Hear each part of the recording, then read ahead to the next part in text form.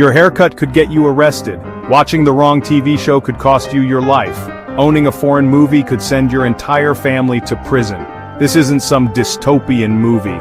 This is North Korea, and the rules are crazier than you think.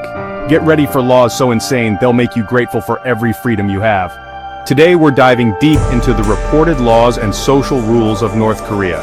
From banned hairstyles to mandatory portraits, these aren't just random restrictions. They're a system of total control. Now here's the thing. Information from North Korea is hard to verify. Most of these reports come from defectors, satellite images, and intelligence sources, but the pattern is clear. This is what happens when a government controls every aspect of your life. Let's break down the craziest rules that shape daily existence for 25 million people. The government tells you how to cut your hair. Seriously, there are reportedly 28 approved hairstyles for men and women. That's it. Pick from the government menu or face consequences. Men can't have hair longer than 2 inches. Married women must keep their hair short.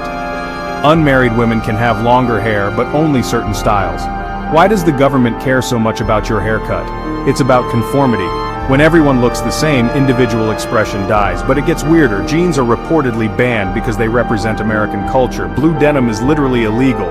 Wedding dresses can't be white because white is reserved for mourning the dead leaders. Even your shoes matter. Platform shoes over a certain height are forbidden. This isn't about fashion, it's about erasing individuality completely. Watching a South Korean drama could destroy your life. Foreign movies, TV shows, and music are strictly banned. Getting caught with a USB drive of foreign content? That's a serious crime. The penalties are brutal. Watching South Korean content can get you sent to a labor camp. Sharing it with others? Even worse consequences. But people still risk it. They smuggle USB drives across the border. They hide foreign movies like contraband drugs. The internet barely exists for regular citizens. No Facebook, no YouTube, no Google. The government runs its own internal network called Kwangmyong. Only a few thousand elites have access to the real internet. For everyone else, the outside world doesn't exist. Radio frequencies are locked to government stations. Information is the biggest threat to the regime, so they've built the ultimate firewall, an entire country. Every home must display portraits of the current and former leaders. Not optional, mandatory. The portraits must be hung at a specific height. They must be dusted regularly. They cannot be damaged in any way. Defectors report that homes are inspected. If your portrait is dusty, crooked, or damaged, you face punishment. During floods and fires, people have died trying to save these portraits instead of escaping. Wearing a pin with the leader's face is required in public. Not wearing it is disrespectful to the state. The leaders' birthdays are national holidays. You must participate in celebrations. Showing insufficient enthusiasm can be noted by neighborhood watchers. This goes beyond respect. It's forced worship. The leaders aren't just politicians, they're treated like gods.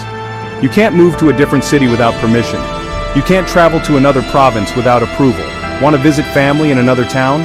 You need official documents explaining why. Trying to leave the country is considered treason.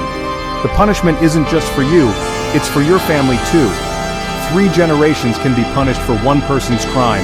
The border with China is heavily guarded. Electrified fences, guard towers, shoot-to-kill orders for anyone trying to cross. But people still try to escape.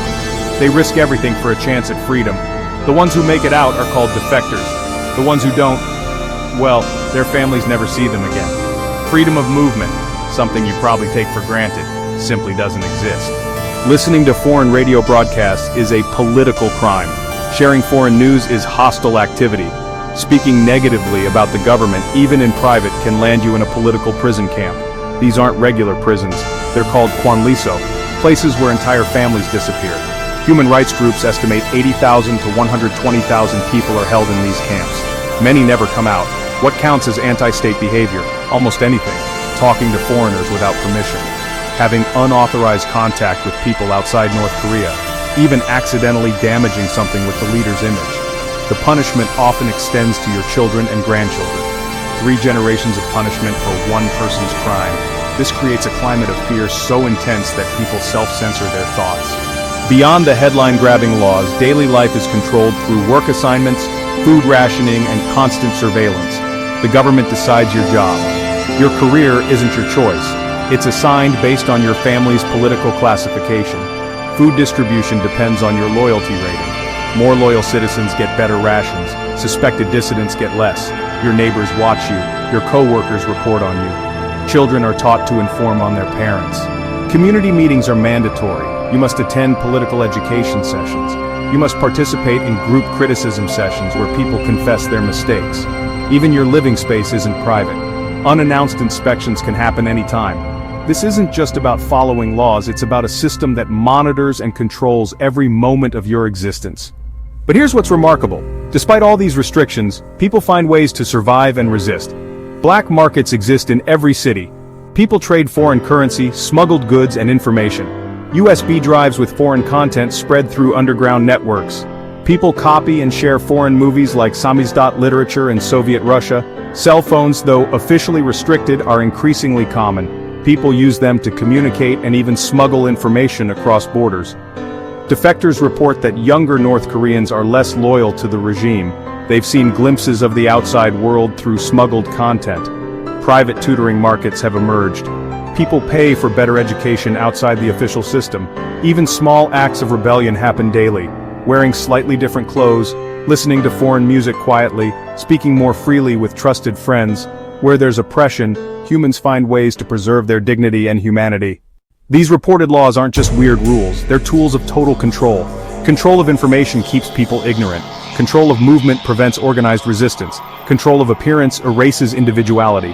But they also reveal something else. The regime's fear. A government secure in its power doesn't need to control haircuts and TV shows. These laws show us how fragile authoritarian power really is, and how desperately some rulers will fight to keep it. If this opened your eyes to life in North Korea, hit that like button and subscribe for more deep dives into the world's most secretive places. All sources and further reading are linked in the description below. And remember, the freedoms you have today weren't free. Someone fought for every single one of them.